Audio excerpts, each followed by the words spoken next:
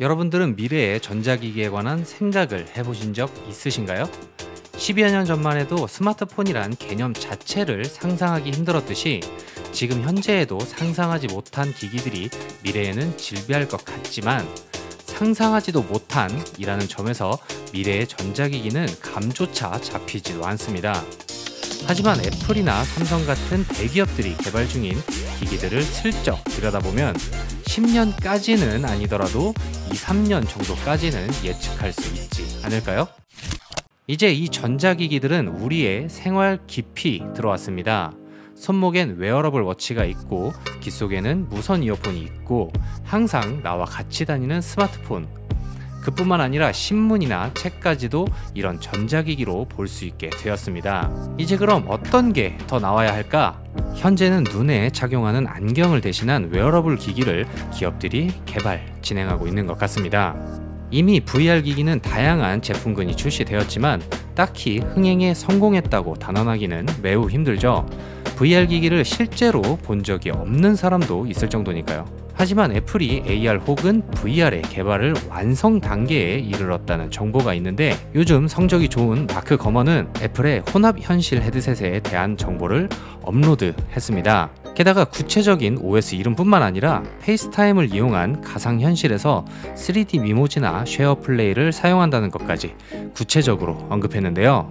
우선 마크 거먼에 의하면 이 헤드셋을 동작시키는 OS의 이름은 리얼 OS 혹은 ROS일 것이라고 합니다. ROS라 하니 뭔가 iOS와 비슷한 느낌이 들기도 하네요. 여튼 ROS와 애플의 헤드셋을 이용해서 가상 공간에서 여러 명이 회의를 하고 그때 실제 얼굴이 아닌 3D 미모지를 볼 수 있으며 여러 사용자가 함께 음악, 영화 및 게임을 같이 경험할 수 있다고 합니다.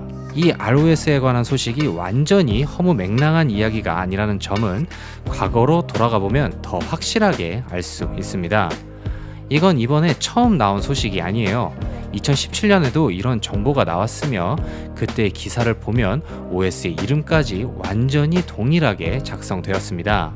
다만 여기서는 아직 소프트웨어 엔지니어 부서가 오큘러스 기어 VR 헤드셋 혹은 HTC 비브라는 헤드셋을 이용해 내부 테스트를 진행한다는 내용이었고 T288이라는 프로젝트명 그리고 다양한 모양으로의 개발을 진행 중이라는 내용이 실렸는데요. 그때는 그냥 헛소문 정도로 치부했으나 최근 앱스토어 업로드 로그와 애플의 오픈소스 코드에서 ROS 관련 정보가 발견되었다는 소식이 있습니다. 이 이미지로 인해 AR 혹은 VR의 개발은 기정사실화되었다고 보면 될 것 같습니다.